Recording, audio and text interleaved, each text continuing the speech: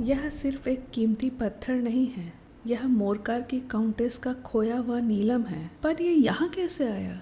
नमस्कार दोस्तों, आज हम सुनाने जा रहे हैं सर आर्थर कॉनन डॉयल द्वारा लिखी कहानी Sherlock homes and the adventure of blue carbuncle. Christmas का सीज़न चल रहा था। चारों ओर लाइट्स, स्नो और खुशी। अरे, मैंने अपना परिचय नहीं दिया। मैं हूँ डॉक्टर जॉन वॉटसन। लंदन में अपना क्लिनिक चलाता हूँ। कभी अफ़गानिस्तान में आर्मी डॉक्टर हुआ करता था। खैर, अब वह पुरानी बात है। भले मैं जंग का मैदान छोड़कर शहर में बस गया हूँ, पर मेरे जीवन से रोमांच दूर नहीं गया है। क्रिसमस के 2 दिन बाद वाली सुबह मैं अपने मित्र और जाने माने डिटेक्टिव शर्लॉक होम्स से मिलने पहुँचा। मेरा इरादा उसे फेस्टिवल की शुभकामनाएं देने का था। वह बैगनी रंग का ड्रेसिंग गाउन पहने सोफे पर लेटा हुआ था। उसके दाहिनी ओर पाइप रखने का स्टैंड था और पास ही सुबह के अखबारों का ढेर लगा था, जिन्हें देखकर लगता था कि हाल ही में उनका बारीकी से अध्ययन किया गया है। सोफे के बगल में एक लकड़ी की कुर्सी थी, जिसके कोने में एक बेहद गंदा और घिसा पिटा हैट लटका हुआ था। वो कई जगहों से चटक गया था। उसकी हालत बहुत ख़राब थी। कुर्सी पर लटका एक लेंस और चिमटा यह इशारा कर रहे थे कि उस हैट की जांच के लिए ही उसे वहां लटकाया गया था। होम्स, तुम व्यस्त हो? शायद मैंने खनन डाल दिया। बिल्कुल नहीं वॉटसन, मुझे खुशी है कि मेरे पास एक ऐसा दोस्त है जिसके साथ मैं अपने नतीजों पर चर्चा कर सकूं। मामला पूरी तरह से मामूली है, उसने उस पुराने हैट की तरफ इशारा करते हुए कहा, लेकिन इससे जुड़े कुछ ऐसे बिंदु हैं जो पूरी तरह से दिलचस्प और शिक्षाप्रद है। मैं आराम कुर्सी में बैठ गया और दहकती आग के सामने अपने हाथ गर्म करने लगा, क्योंकि बाहर कड़ाके की ठंड थी और खिड़कियों पर बर्फ़ की परतें जम गई थी। मैंने कहा, मुझे लगता है भले ही यह हैट साधारण सा दिख रहा है, पर इसके पीछे कोई भयानक कहानी होगी। या तो ये कोई ऐसा सुराग होगा जो तुम्हें किसी रहस्य को सुलझाने या किसी अपराधी को सज़ा दिलाने में मदद करेगा। नहीं वॉटसन, कोई अपराध नहीं हुआ है, शर्लॉक ने हंसते हुए कहा। अच्छा, तुम कमिश्नर पीटरसन को जानते हो? मैंने सर हिलाते हुए कहा, हाँ जानता हूँ, ये उनका ही हैट है। अरे नहीं नहीं, यह हैट उसे मिला है, उसका मालिक अज्ञात है। मैं चाहता हूँ कि तुम इसे एक फटे पुराने हैट के रूप में नहीं, बल्कि एक बौद्धिक समस्या के रूप में देखो। और हाँ, इस हैट के साथ एक मोटी ताज़ी हंस भी मिली है, जो मुझे यकीन है इस वक्त पीटरसन के अंगीठी में भून रही होगी। होम्स, मुझे कुछ समझ नहीं आ रहा है। अच्छा तो सुनो, क्रिसमस की सुबह 4 बजे पीटरसन एक छोटी सी पार्टी से घर लौट रहा था और टोटेनहम कोर्ट रोड से गुजर रहा था। गैस की रोशनी में उसने अपने आगे एक लंबा आदमी देखा जो थोड़ा लड़खड़ा कर चल रहा था और अपने कंधे पर एक सफ़ेद हंस लटकाया हुआ था। जैसे ही वह गुडेथ स्ट्रीट के कोने पर पहुंचा, उस अजनबी और कुछ गुंडों के बीच झगड़ा हो गया। उसमें से एक ने उस आदमी का हैट गिरा दिया, जिस पर उसने अपना बचाव करने के लिए एक छड़ी उठाई और अपने सर के ऊपर घुमाया, जिससे उसके पीछे की दुकान की खिड़की का कांच टूट गया। पीटरसन उस अजनबी को हमलावरों से बचाने के लिए आगे बढ़ा, लेकिन वह आदमी खिड़की टूटने के कारण घबरा गया और सामने से वर्दी वाले एक अधिकारी को आते देख अपना हंस वहीं छोड़कर भाग खड़ा हुआ और उन छोटी गलियों की भूल भुलैया में गायब हो गया। पीटरसन को वर्दी में देख गुंडे भी भाग गए, जिससे युद्ध का मैदान पीटरसन के कब्जे में रह गया और जीत के इनाम के रूप में उसे मिला एक फटा हुआ हैट और एक शानदार क्रिसमस हंस। यह सब सुन मैंने कहा, तो क्या वो हंस लौटा दिया गया? डियर वॉटसन, यही तो समस्या है। देखो, उस हंस के पैरों पर एक छोटा कार्ड बंधा था, जिस पर लिखा था श्रीमती हेनरी बेकर के लिए, और हैट के अंदरूनी हिस्से पर HB अक्षर लिखे थे। लेकिन हमारे शहर में हज़ारों बेकर और सैकड़ों हेनरी बेकर है, इसलिए उनमें से किसी एक को खोई हुई संपत्ति लौटाना आसान काम नहीं है। अच्छा, तो फिर पीटरसन ने क्या किया? वह क्रिसमस की सुबह हैट और हंस दोनों लेकर मेरे पास आया। यह जानकर छोटे से छोटी समस्या में भी मेरी रुचि होती है। हंस को हमने आज सुबह तक रखा, लेकिन फिर ठंड के बावजूद ऐसे संकेत मिलने लगे, इसे बिना देरी किए खा लेना ही बेहतर होगा। इसीलिए पीटरसन इसे अपने साथ ले गया। आज उसके घर रोस्टेड डक बनेगा, जबकि मैंने उस अज्ञात सज्जन का हैट अपने पास रख लिया जिसने अपने क्रिसमस का खाना खो दिया था। फिर मैंने पूछा, क्या उसने कोई विज्ञापन नहीं दिया? नहीं, हालांकि इस हैट से इसके मालिक के बारे में कुछ तथ्य समझ आए हैं। तुम मजाक कर रहे हो होम्स? इस पुराने घिसे पिटे हैट से तुम भला क्या पता लगा सकते हो? होम्स ने मुझे अपना लेंस दिया और हैट की जांच करके अपनी राय बताने कहा। मैंने वैसा ही किया। हैट को उलट पलट कर देखा। यह साधारण गोल आकार का एक बहुत ही मामूली काला हैट था जो सख्त था और काफी घिस चुका था। रेशम का अस्तर बेरंग हो चुका था। उस पर बनाने वाले का नाम नहीं लिखा था, पर एक तरफ HP अक्षर लिखे हुए थे। टोपी के किनारे आमने सामने 2 छेद थे जो कि इलास्टिक लगाने के लिए किया गया था ताकि हवा से टोपी उड़ ना जाए, पर इलास्टिक गायब था। बाकी हिस्सा चटका हुआ था, बेहद धूल भरा। कई जगहों पर दाग धब्बे थे। हालांकि धब्बों को स्याही से पोत कर छिपाने की कोशिश की गई थी। मुझे तो कुछ भी खास नहीं समझ आ रहा। मैंने अपने दोस्त को हैट वापस देते हुए कहा। इसके विपरीत वॉटसन, सब कुछ तुम्हारे सामने ही है, पर तुम उसे तर्क करने में असफल रहते हो। तुम निष्कर्ष निकालने में बहुत डरते हो। अच्छा, कृपया मुझे बताओ, तुम इस हैट से क्या निष्कर्ष निकाल सकते हो? होम्स ने उस हैट को उठाया और आत्मनिरीक्षण वाली शैली में उसे निहारा, जो उसकी विशेषता थी। देखो वॉटसन, कुछ तथ्य तो स्पष्ट है और कुछ संभावनाएं। यह बात तो साफ जाहिर है कि वह आदमी बुद्धिमान था, और यह भी कि करीब 3 साल पहले तक वह आर्थिक रूप से मजबूत था। हालांकि अब उसके बुरे दिन आ गए हैं। उसमें दूरदर्शिता थी, पर पहले की तुलना में अब कम है, जिससे पता चलता है कि उसमें नैतिक गिरावट आया है। जब इसे गिरती आर्थिक स्थिति के साथ जोड़कर देखा जाए तो लगता है उस पर किसी बुरी आदत का असर है, शायद शराब का। और शायद यही कारण है कि उसकी पत्नी ने उसे प्यार करना छोड़ दिया है। मैं हैरानी से होम्स को देख रहा था, पर वह बिना रुके आगे बोला। उसके अंदर आत्मसम्मान का कुछ अंश बचा है। वह एक सुस्त व्यक्ति है जो बाहर कम निकलता है, मध्यम आयु का है। उसके बाल सफ़ेद काले खिचड़ी है, जिन्हें उसने कुछ दिन पहले ही कटवाया है। एक और बात, इस बात की बहुत कम संभावना है कि उसके घर में गैस की रोशनी का कनेक्शन हो। मैं उसके तर्क सुनकर हैरान हो गया। मेरे मुंह से निकल गया, तुम मजाक कर रहे हो होम्स? तब होम्स ने कहा, बिल्कुल भी नहीं, चलो मैं समझाता हूँ। फिर शर्लॉक ने हैट अपने सर पर डाला तो वह उसके आंखों तक ढक गया। देखो वॉटसन, इतने बड़े सर वाले आदमी के अंदर भी तो कुछ बुद्धि होगी। और अगर गिरते आर्थिक स्थिति की बात करें तो यह हैट का डिज़ाइन करीब 3 साल पुराना है, जब वह चलन में आए थे। इस हैट की गुणवत्ता और शानदार अस्तर से लगता है कि यह हैट महंगा है। अगर यह आदमी 3 साल पहले इतना कीमती हैट खरीद सकता था और तब से उसने कोई दूसरा हैट नहीं लिया, तो निश्चित रूप से अब वह गरीबी में जी रहा है। अगर दूरदर्शिता और नैतिक गिरावट की बात करें तो इस हैट पर 2 छेद देखो वॉटसन, यह नए हैट में नहीं होता है। इस आदमी ने अलग से छेद करवाया, तो यह दूरदर्शिता की निशानी है, क्योंकि उसने हवा से बचाव के लिए यह अतिरिक्त सावधानी बरती। पर अब इसकी इलास्टिक टूट गई है और उसे बदलने की कोई जहमत नहीं उठाई गई है, तो साफ है कि अब उसमें पहले जैसी सावधानी नहीं रही, जो गिरते स्वभाव का पक्का सबूत है।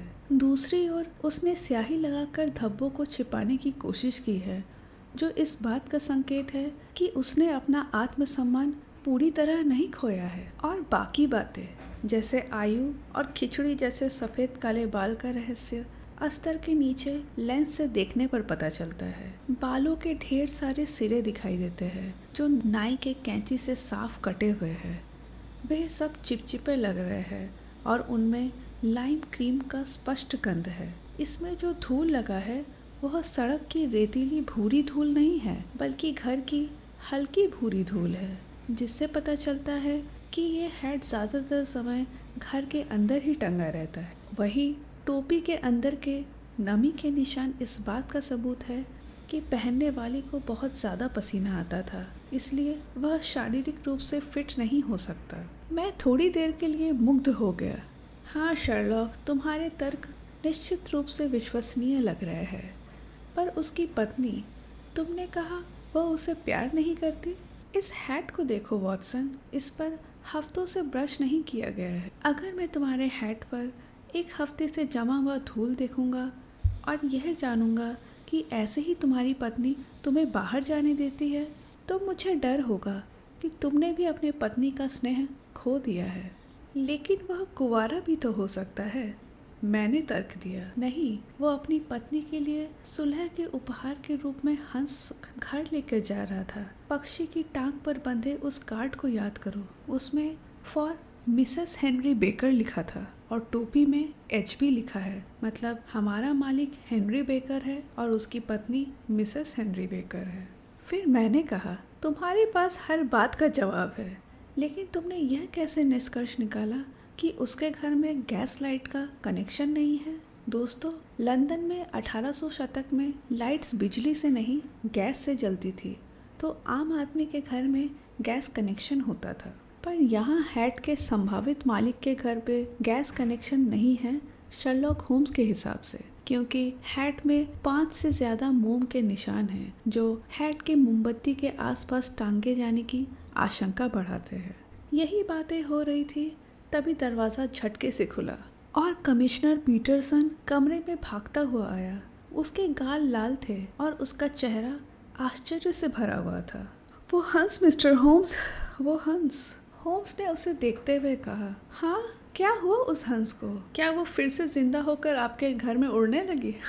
श्री पीटरसन ने उसके व्यंग को नजरअंदाज करते हुए कहा, यह देखिए मिस्टर होम्स, देखिए मेरी पत्नी को उस हंस के पेट से क्या मिला है। और उसने अपना हाथ आगे बढ़ाया, अपने हथेली के बीच में एक चमकता हुआ नीला पत्थर दिखाया जो आकार में एक फली से छोटा था, लेकिन इतना शुद्ध और चमकदार कि वह उसके हथेली के अंधेरे में एक बिजली की बिंदु की तरह झिलमिला रहा था। ओह माय गॉड पीटरसन, यह तो वाकई खजाना मिल गया। मुझे लगता है कि तुम जानते हो कि तुम्हें क्या मिला है, शर्लॉक होम्स ने बैठते हुए कहा। एक हीरा श्रीमान, एक कीमती पत्थर। यह कांच को ऐसे काट देता है जैसे वह मिट्टी हो। यह सिर्फ एक कीमती पत्थर नहीं है, ये वही कीमती पत्थर है। तब तक मैं भी चिल्ला उठा, यह तो मोरकार की काउंटेस का नीला नीलम है। फिर शर्लॉक होम्स ने कहा, बिल्कुल वही। मुझे इसका आकार और बनावट पता होना चाहिए, क्योंकि मैंने पिछले कुछ दिनों से हर रोज द टाइम्स में इसके बारे में विज्ञापन पढ़ा है। यह पूरी तरह से अद्वितीय है और इसके मूल्य का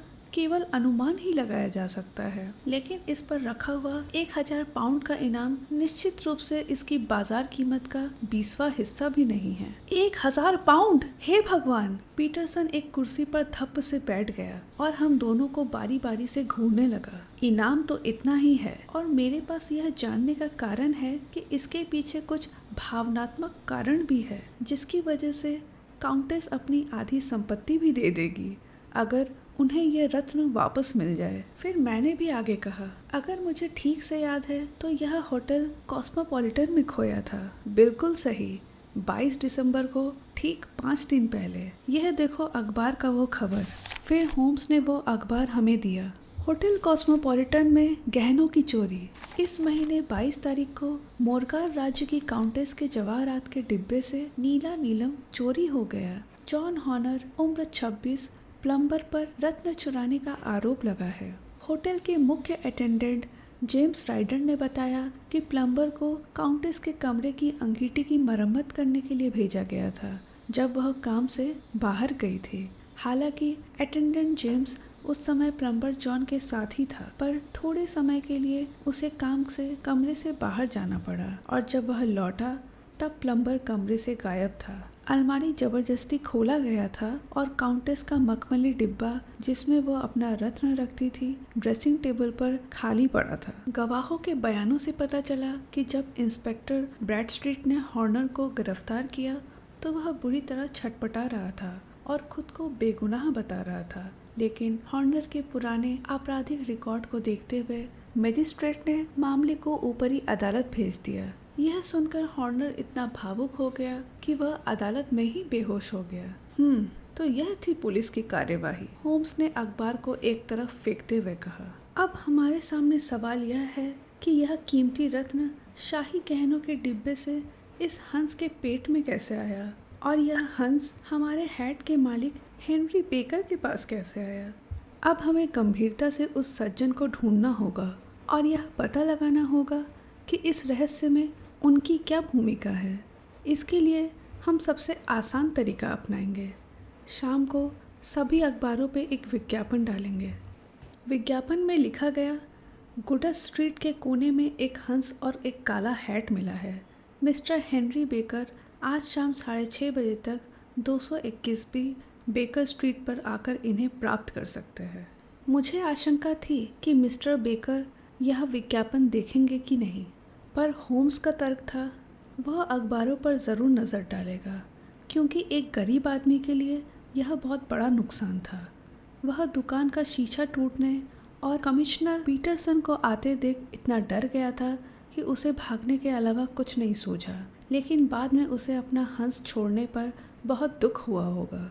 साथ ही विज्ञापन में उसका नाम देखकर उसे जानने वाले भी उसका ध्यान इस ओर दिलाएंगे। पीटरसन, यह लो, विज्ञापन एजेंसी में डालकर इसे शाम के अखबारों में छपवा दो और हाँ, वापस आते समय एक हंस खरीद लेना और यहाँ छोड़ जाना, क्योंकि जब वह सज्जन आएंगे तो हमें उन्हें उस हंस के बदले दूसरा हंस देना होगा जिसे तुम्हारा परिवार इस समय बड़े मज़े से खा रहा है। जब पीटरसन चला गया तो होम्स ने रत्न को रोशनी की ओर घुमा कर देखा। यह कितनी सुंदर चीज़ है, देखो यह कैसे चमक रहा है। जाहिर है हर कीमती पत्थर अपराध का केंद्र होता है। हर पुराने रत्न के पीछे कोई ना कोई खूनी कहानी छिपी होती है। यह पत्थर अभी 20 साल का भी नहीं है, पर फिर भी इसका इतिहास कितना भयंकर है। इस छोटे से पत्थर के लिए अभी तक 2 हत्याएं, एक तेजाब फेंकने की घटना, एक आत्महत्या और कई चोरियां हो चुकी है। कौन सोचेगा कि यह सुंदर सा खिलौना जेल और फांसी के फंदे तक पहुंचाने का जरिया बन जाएगा। मैं इसे अपनी तिजोरी में बंद कर लेता हूं और काउंटेस को एक पत्र लिख देता हूं कि यह हमारे पास है। तब मैंने पूछा, क्या तुम्हें लगता है कि हॉर्नर बेगुनाह है?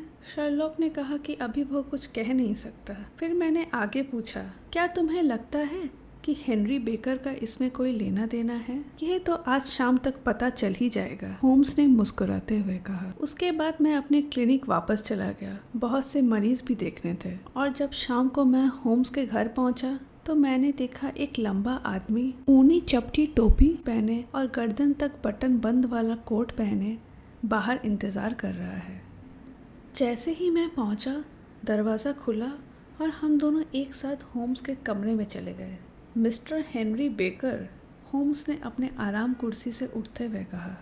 उसने आग के पास वाली कुर्सी की ओर इशारा करते हुए बड़े ही मिलनसार अंदाज में उसका स्वागत किया। मिस्टर बेकर, कृपया इस कुर्सी पर बैठे। रात काफ़ी ठंडी है और मैं देख रहा हूँ आपका शरीर सर्दियों के मुकाबले गर्मियों के लिए ज़्यादा अनुकूल है। आह वॉटसन, तुम बिल्कुल सही समय पर आए हो।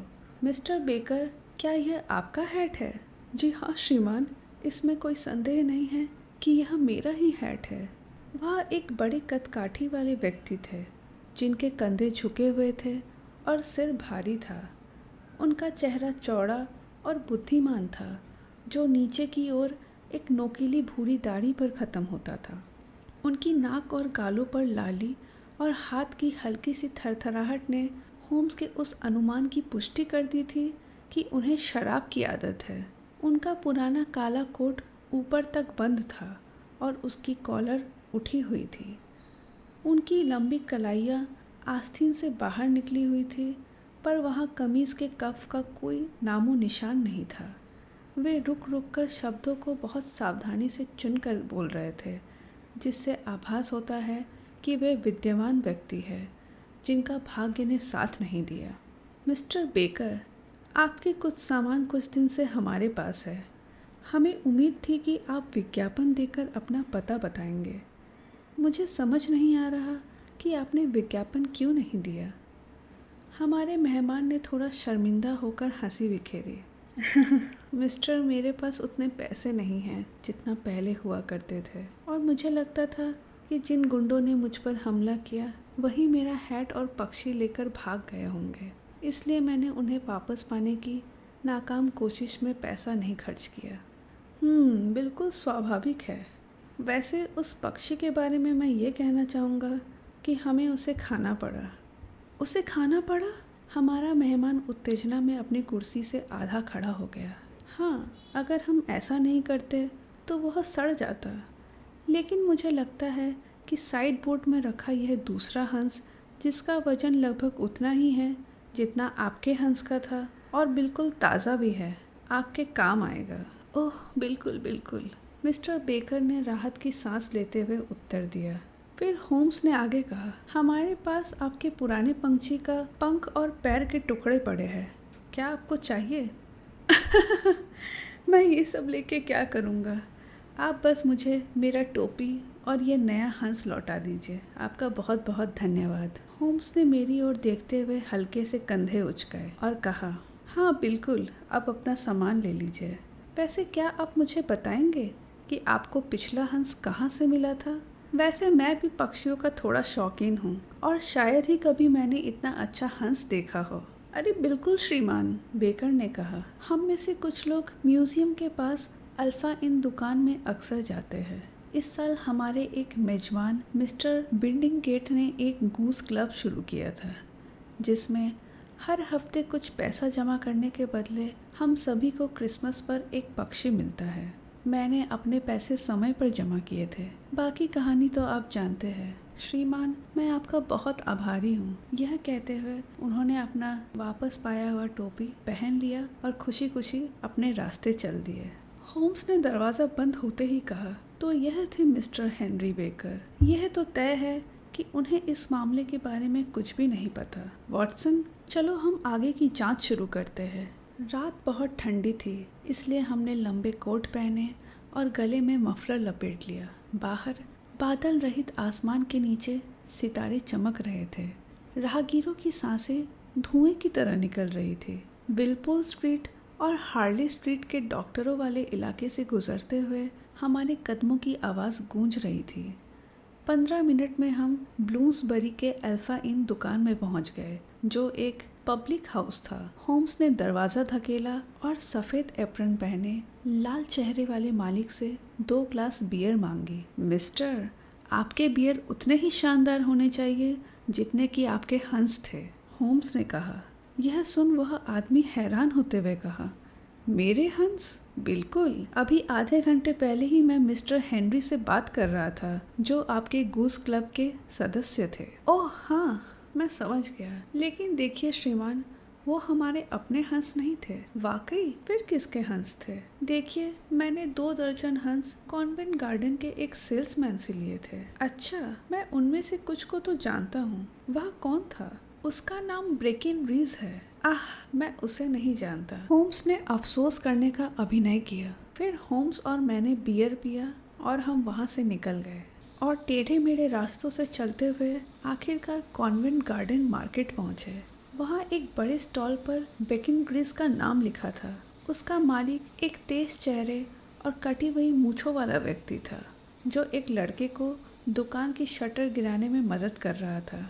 गुड इवनिंग, होम्स ने कहा। सेल्समैन ने सिर हिलाया और होम्स पर एक सवालिया निगाह डाली। लगता है सारे हंस बिक गए।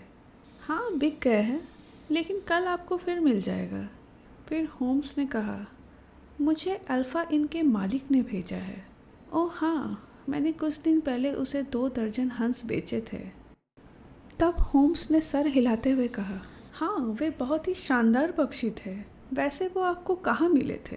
इस सवाल से सेल्समैन भड़क उठा। देखिए मिस्टर, आप क्या चाहते हैं? जो भी है साफ साफ कहिए। बात बहुत साफ है, मैं बस यह जानना चाहता हूँ कि वे हंस आपको किसने बेचे थे जो आपने अल्फा को दिए। तो सुनिए, मैं आपको नहीं बताऊंगा बस। अरे इतनी छोटी सी बात पर आप गर्म क्यों हो रहे हैं? होम्स ने मामला संभालते हुए कहा। गरम? शायद आप भी इतने ही गरम होते अगर आपको भी वैसे ही तंग किया जाता जैसे मुझे किया जा रहा है। जब मैं अच्छी चीज़ के लिए अच्छे पैसे देता हूँ तो बात वही खत्म हो जानी चाहिए, लेकिन यहाँ तो बस यही लगा है। हंस कहाँ है? आपने हंस किसको बेचे? हंस के बदले आप क्या लेंगे? उनकी बातें सुनकर ऐसा लगता है जैसे दुनिया में बस वही आखिरी हंस बचे थे। होम्स ने मामला संभालते हुए कहा, देखिए मेरा उन लोगों से कोई लेना देना नहीं है जिन्होंने इससे पहले आपको परेशान किया है। अगर आप नहीं बताना चाहते तो मत बताइए।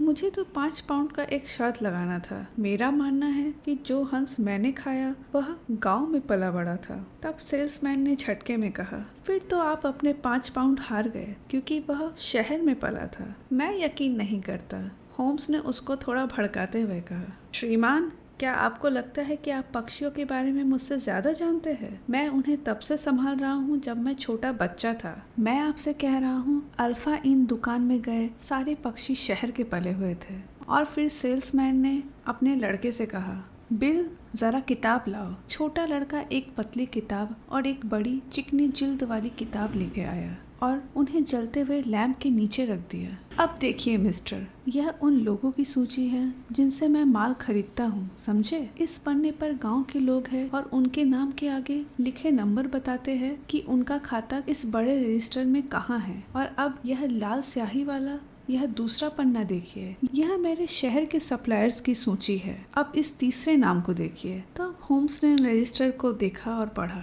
उससे पता चला कि सच में जो हंस अल्फा इन को बेचे गए थे वो शहर से आए थे। और इसी बहाने होम्स ने तुरंत वो पता देख लिया जहाँ से उसने उन हंसों को खरीदा था। फिर मेरे दोस्त शर्लॉक होम्स ने ऐसा चेहरा बना लिया जैसे वो अपने शर्त हारने के कारण बहुत दुखी हो और 5 पाउंड देकर वहाँ से मुड़ गया। थोड़ी दूर जाकर हम एक लैंप पोस्ट के नीचे रुके और दिल खोलकर हंसने लगे।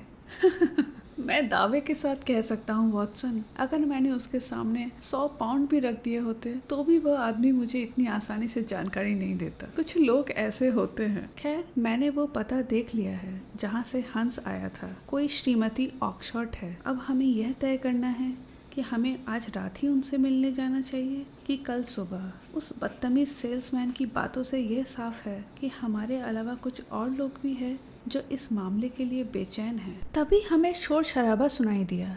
यह उसी स्टॉल से आ रही थी जहां हम थोड़ी देर पहले थे। वहां एक छोटा सा आदमी खड़ा था, जबकि सेल्समैन ब्रिकिनरेज अपने स्टॉल के दरवाजे पर खड़े सहमे आदमी पर मुट्ठियां तान रहा था और चिल्लाते हुए बोला, मैं तुम्हारे हंसों से तंग आ चुका हूँ। अगर तुम एक बार फिर आए यह पूछने कि मैंने हंस कहाँ बेचे तो मैं तुम्हारे पीछे कुत्ता छोड़ दूंगा। तुम मिसेस ऑक्सफोर्ड को यहाँ लाओ, मैं यह जवाब उन्हें दूंगा। तुम्हें मैं क्यों बताऊं? तुमसे तो मैंने हंस खरीदे नहीं थे। तब उसने सहमते हुए कहा, उसमें मेरे हंस भी थे। उन्होंने ही कहा है कि मैं आपसे पूछूं। सेल्समैन गुस्से में गुर्राया, मुझे फर्क नहीं पड़ता, बहुत हुआ, यहाँ से दफा हो जाओ। वह छोटा आदमी सहम के अंधेरे में भाग गया। इधर मेरे दोस्त शर्लॉक होम्स ने चटकारे लेते हुए कहा, लगता है हमें मिसेस ऑक्सफोर्ड से मिलने की जरूरत नहीं है। और हम फुर्ती से भीड़ को फाड़ते हुए उस छोटे आदमी की ओर भागे। फिर जब होम्स ने उस छोटे आदमी के कंधे पर हाथ रखा तो वह चौंक गया। क्या? कौन हो तुम? तुम्हें क्या चाहिए? होम्स ने विनम्रता से कहा, मुझे माफ़ करना, लेकिन मैंने अनजाने में वे सवाल सुन लिए जो तुम अभी सेल्समैन से पूछ रहे थे।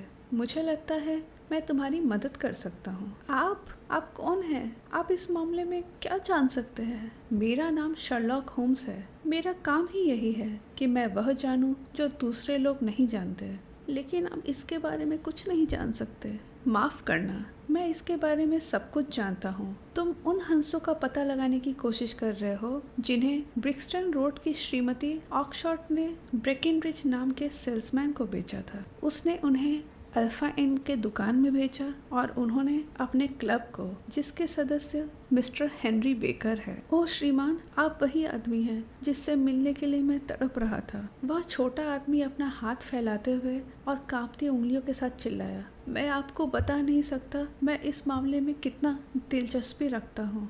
ऐसी बात है तो बेहतर होगा हम हवा से भरे इस बाजार के बजाय एक आरामदायक कमरे में इस पर चर्चा करें। यह कहते हुए मेरे दोस्त ने 4 पहिए वाले बग्घी को एक हाथ देकर रोका।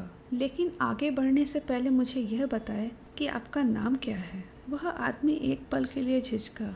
मेरा नाम जॉन रॉबिन्स है। नहीं, असली नाम बताइए, मैं तभी आपकी मदद कर पाऊंगा। वह डरा हुआ आदमी थोड़ा शर्मा भी गया। ठीक है फिर, मेरा असली नाम है जेम्स राइडर। बिल्कुल सही। इसका मतलब आप होटल कॉस्मोपॉलिटन के हेड अटेंडेंट हैं। कृपया बग्घी में बैठे, मैं जल्द ही आपको वह सब बता पाऊंगा जो आप जानना चाहते हैं। वह छोटा आदमी जेम्स राइडर डर और उम्मीद के बीच झुलती निगाहों से हम दोनों को बारी बारी देख रहा था। वह समझ नहीं पा रहा था कि उसे कोई खजाना मिलने वाला है या वह किसी बड़ी तबाही की कगार पर खड़ा है। फिर वह बग्घी में बैठ गया और आधे घंटे के भीतर हम बेकर स्ट्रीट के बैठक रूम में थे। लीजिए, हम पहुंच गए। कमरे में दाखिल होते ही होम्स ने खुश मिजाजी से कहा, इस मौसम में आग बहुत सुकून देने वाली लग रही है। मिस्टर राइडर, आप काफ़ी ठंडे लग रहे हैं। कृपया इस बास्केट चेयर पर बैठे। तो हाँ, आप जानना चाहते हैं कि उन हंसों का क्या हुआ? जी हाँ श्रीमान, उसकी सांसें तेज थी और हाथ आपस में मींच रहे थे। हाँ शायद। मेरा ख्याल है आपको उस एक खास हंस के बारे में जानना है जिसका रंग सफ़ेद था और जिसकी पूंछ पर एक काली पट्टी थी। राइडर भावनाओं के आवेग में कांप उठा। ओह श्रीमान, क्या आप मुझे बता सकते हैं वह कहाँ गया? वह यहाँ आया था। यहाँ? हाँ, वह बहुत ही असाधारण पक्षी साबित हुआ। मुझे आश्चर्य नहीं कि आपकी उसमें इतनी दिलचस्पी क्यों है।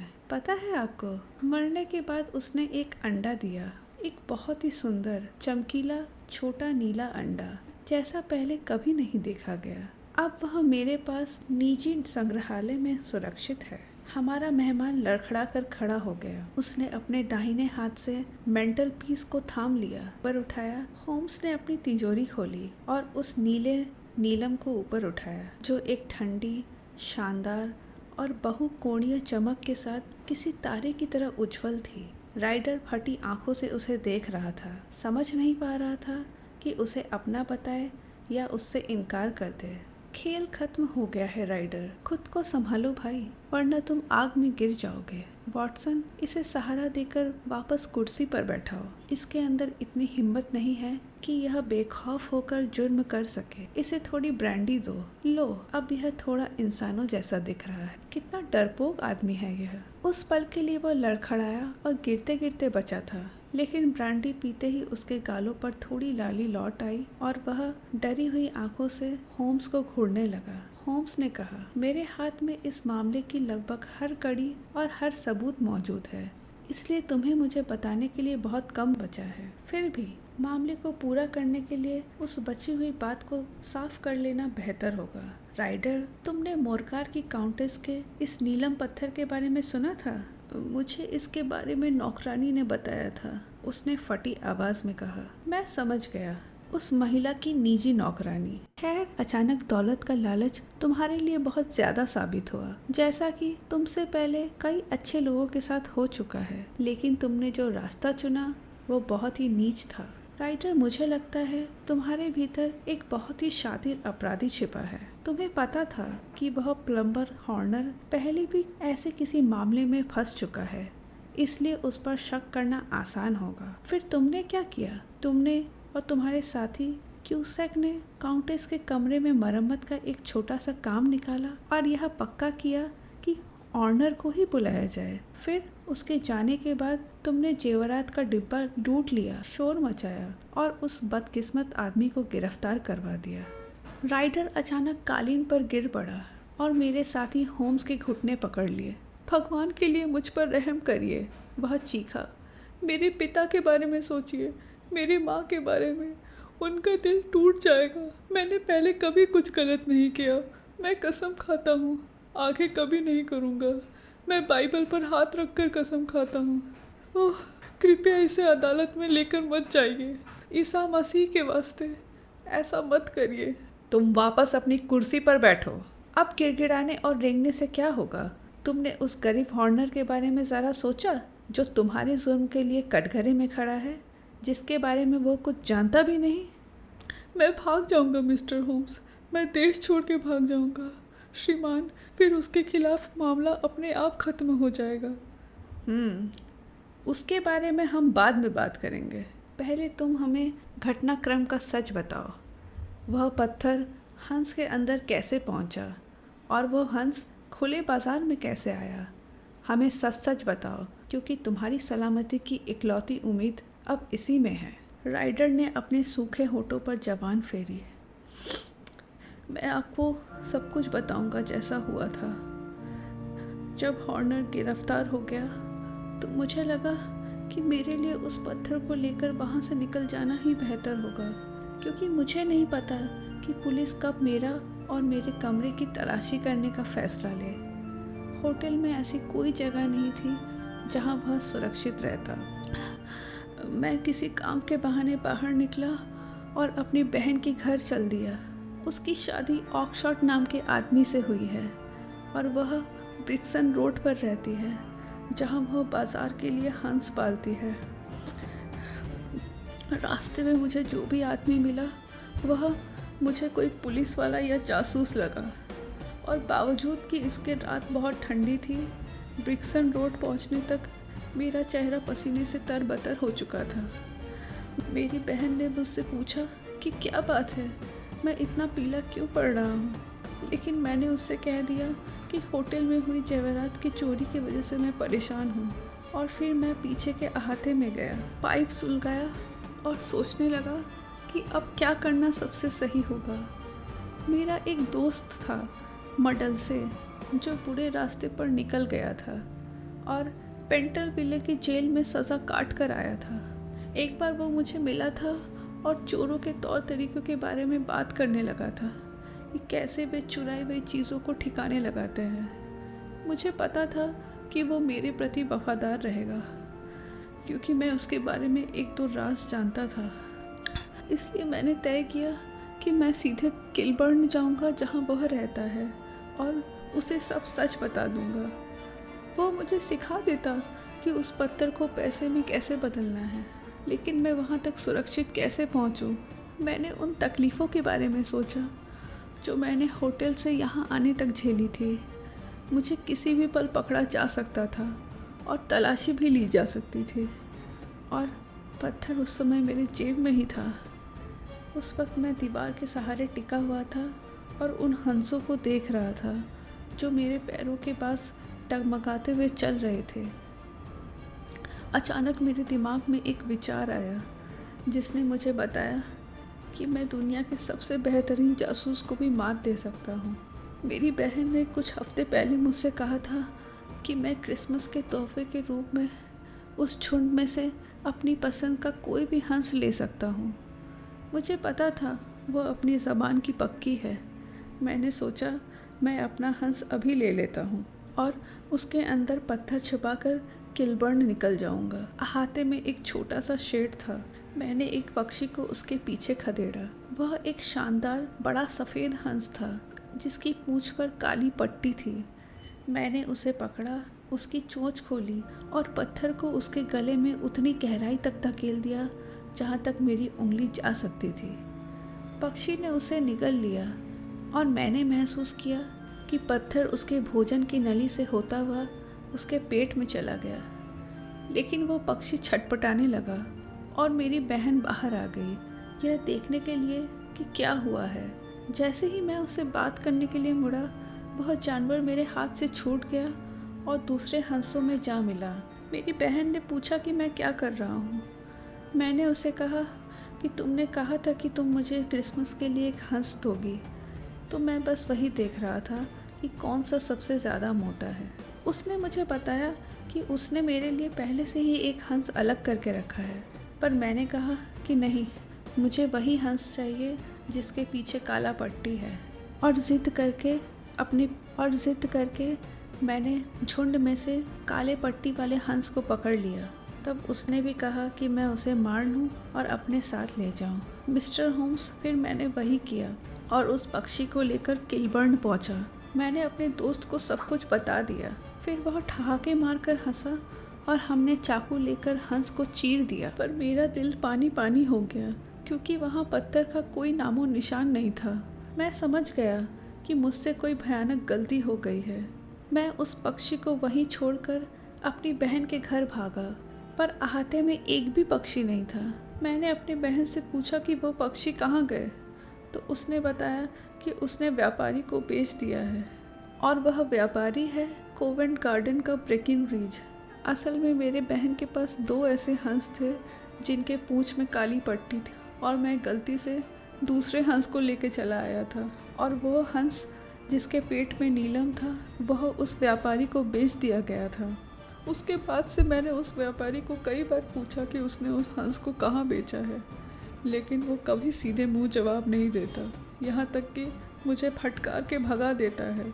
मेरी बहन को लगता है कि मैं पागल हो गया हूँ। कभी कभी मुझे भी ऐसा ही लगता है। अब मैं एक बदनाम चोर हूँ, जबकि मैंने उस दौलत को छुआ तक नहीं जिसके लिए मैंने अपने चरित्र को बेच दिया। भगवान मेरी मदद करे। वह फूट फूट कर रोने लगा और अपना चेहरा हाथों में छिपा लिया। कमरे में लंबी खामोशी छा गई, जो सिर्फ उसकी भारी सांसों और शर्लॉक होम्स की उंगलियों द्वारा मेज पर दी जा रही दस्तक से टूट रही थी। फिर मेरा मित्र उठा और उसने दरवाज़ा खोल दिया। बाहर निकलो। क्या श्रीमान? ओह, भगवान आपका भला करे। अब और एक शब्द भी नहीं, बाहर निकलो। और किसी शब्द की ज़रूरत नहीं थी। सीढ़ियों पर भागने की आवाज़ आई। नीचे का दरवाज़ा धड़ाम से बंद हुआ और सड़क पर तेज़ी से भागते कदम की आहट सुनाई दी। होम्स ने अपने मिट्टी का पाइप उठाते हुए कहा, आखिरकार वॉटसन, पुलिस ने मुझे उनकी कमियों को पूरा करने के लिए नौकरी पर नहीं रखा है। अगर हॉर्नर की जान को खतरा होता तो बात अलग थी, लेकिन यह आदमी राइडर उसके खिलाफ गवाही देने नहीं जाएगा और मामला खुद ब खुद गिर जाएगा। मुझे लगता है कि मैं एक अपराधी को बचाकर कानून तोड़ रहा हूँ, लेकिन मुमकिन है कि मैं एक आत्मा को बचा रहा हूँ। यह आदमी अब दोबारा कभी गलत रास्ता नहीं पकड़ेगा।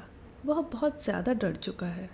अगर उसे अभी जेल भेज दिया गया तो वह जीवन भर के लिए अपराधी बन जाएगा। इसके अलावा यह क्षमा का मौसम क्रिसमस है। भाग्य ने हमारे रास्ते में बहुत ही अनोखी और विचित्र समस्या डाल दी थी और उसका समाधान ही अपने आप में इसका सबसे बड़ा पुरस्कार है। होम्स ने जेम्स राइडर को पुलिस के हवाले ना करके उसे सुधरने का एक मौका दिया। चूँकि रत्न बरामद हो चुका था और राइडर की गवाही के बिना जॉन हॉर्नर के खिलाफ मामला अदालत में टिक नहीं पाता, इसलिए होम्स ने महसूस किया कि क्रिसमस के मौके पर एक व्यक्ति के भविष्य को बर्बाद होने से बचाना ही न्याय है। दोस्तों, कमेंट करके बताइए कि आपको यह कहानी कैसी लगी।